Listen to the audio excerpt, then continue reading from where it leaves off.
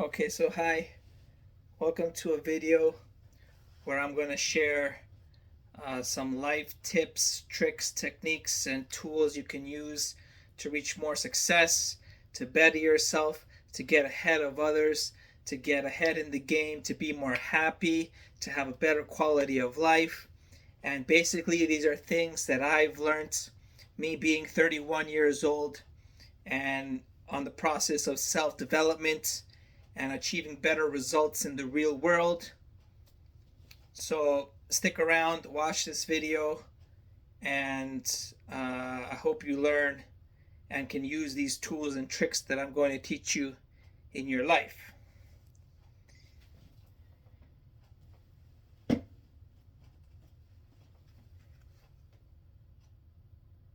Okay, so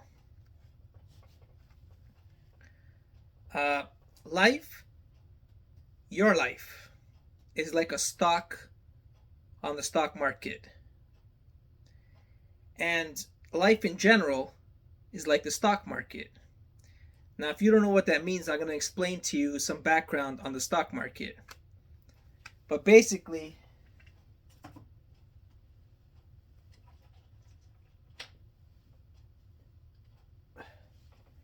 the stock market collectively, which means all the stocks in general, tend to go up positively over time. But, however, as you know, there are setbacks, there are crashes, there are busts, then there are periods of boom, and it goes in cycles. It goes down, it goes up, it goes very down, it goes very up. That's like life in general. But over the long run, since the stock market in the United States of America has existed, stocks have gone up over the past, what is it, 70 years that it's been in existence, 50, 70 years. That's the collectively life in general. Life in general moves forward. We develop technology, we learn, we gain knowledge, we teach, we instruct, we help others, we help each other, and we grow as a society. So that's why life is like the general stocks on the stock market. And each one of us are like its own stock.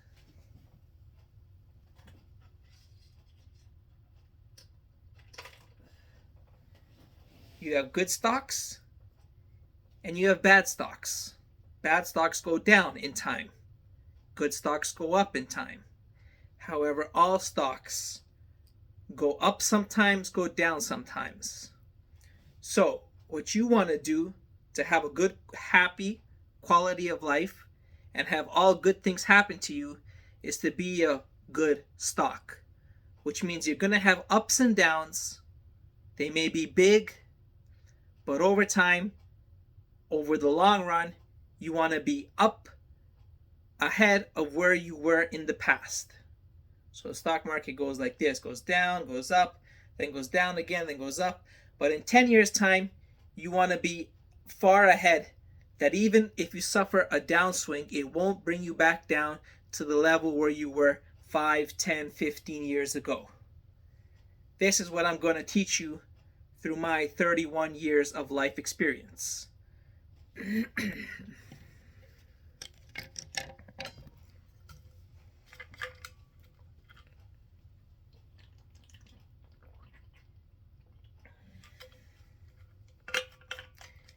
And there's a couple of keys to this, but the first thing I'll say is you want to focus on small things, small steps, small actions, small goals, small things you can do. Because when you are winning and you are defeating obstacles and gaining ahead in life, you're often doing it in small increments. And you will have maybe 3 successes, and then you'll suffer a setback, you'll get to a hard obstacle, some difficulty in your life, but you're going to have more small wins and you're going to be happy because you're winning over this short stretch of life, because you have a lot of small wins cumulatively building up, so you will feel happy and satisfied with your life.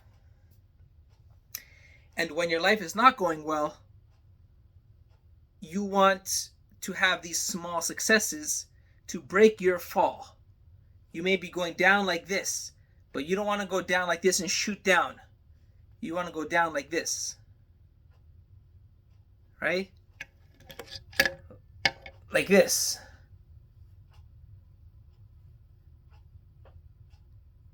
Because those small little wins, even in the face of a big downswing in your life, will make you feel not as bad and make you feel like you have somewhat control and that you will eventually reach a turning point and things won't seem as bad and you won't be totally lost. You'll have remained some sense of dignity and achievement and skills and ability to conquer your life in the near and long-term future because you have small successes. And there's a famous quote by a Toronto sports broadcaster who says, "Bend, don't break." So when things are going bad, bend, don't break. If you bend, you can eventually catch up and go farther ahead. So bend, don't break. Now let's use these in some examples. Let's look at some examples.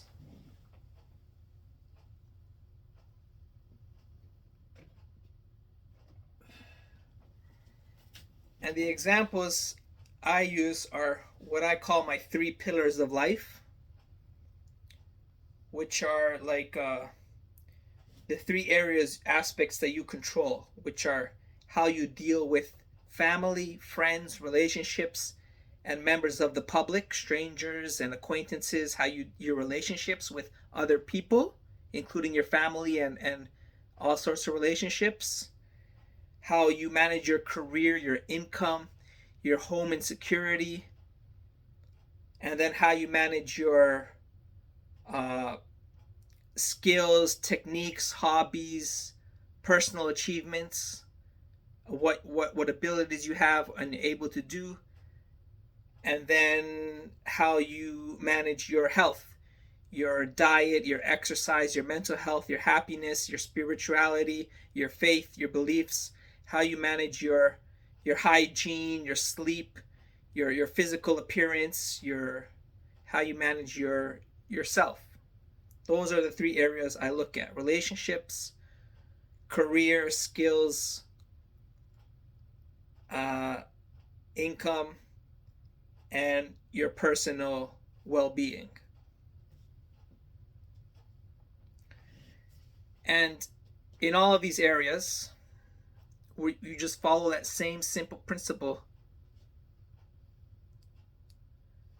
that I described earlier, which is small steps. And what you do is when you have small steps, over time, you start to form a stronger mentality. You start to break down barriers in your mind, and you start to form habits. You can have negative habits. You can also break out of them and create positive habits.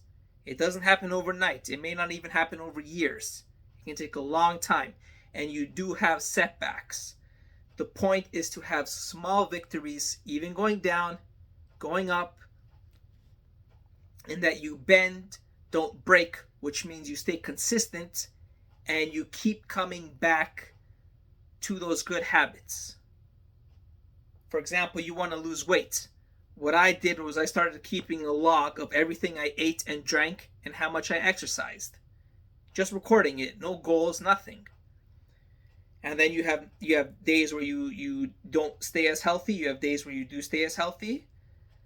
But then you always try to strive to be more healthy, and then you say, okay, let me try and go 3 days where I don't drink any soft drinks, or 1 day where I don't eat sugar, and then you can have 4 days where you go something bad. But 4 days of eating unhealthy is a better success than someone who eats unhealthy 7 days or 8 or 9 or 10 days in a row. If you can go 4 days in a row with eating unhealthy, and then you exercise one day and eat healthy for one day, that's an achievement. Then maybe next time, in 6 months from now, you can go 2 days with eating completely healthy, and it'll be easy for you because you've already achieved that goal of one day not eating sugar, and one day out of every 5 you do some kind of home workout.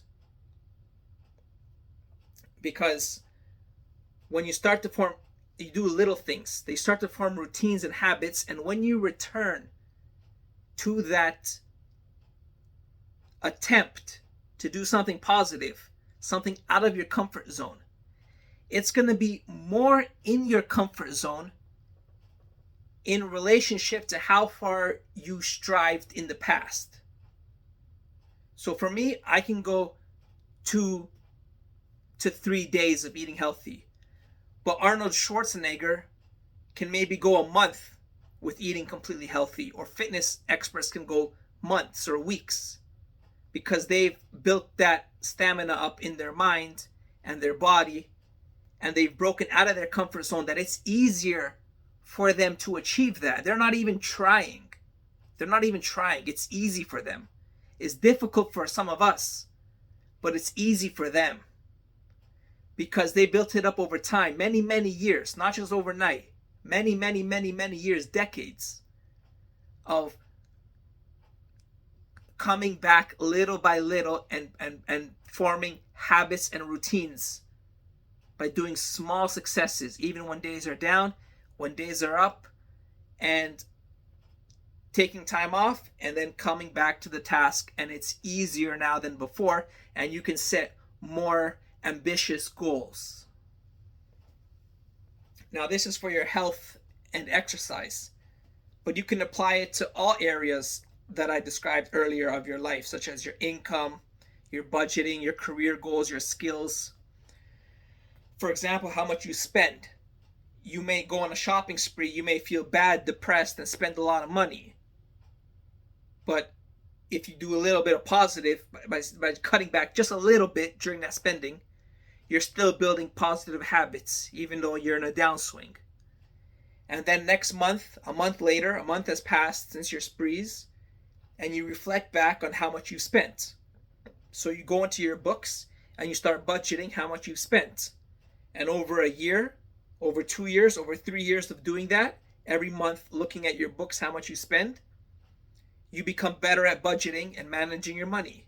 You may still have sprees, you may still do impulse spending, but you've learned from those downswings by reflecting and looking ahead to the future and thinking and planning and budgeting.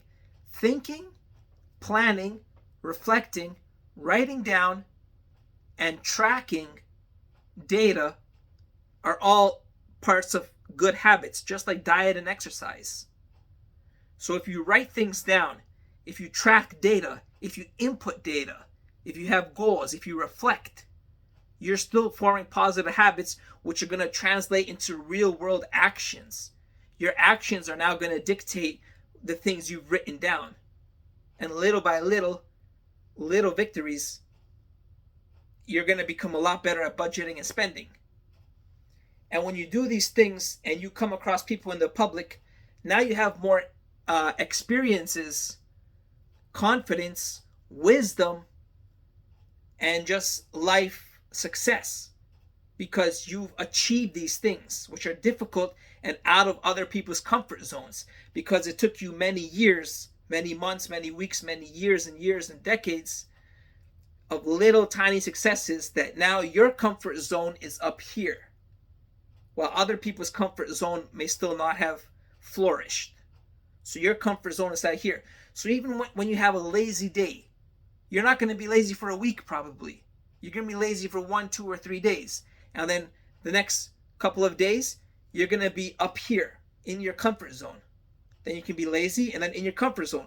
Whereas other people, they just their comfort zone is up here. So they have nowhere to move, because they haven't bend, don't break, and they form negative habits. They don't They don't try and focus on small successes and keep coming back to it and breaking out of your comfort zone to build habits. You want to build habits, you want to build routines, you want to elevate your comfort zone. I'll use one more example.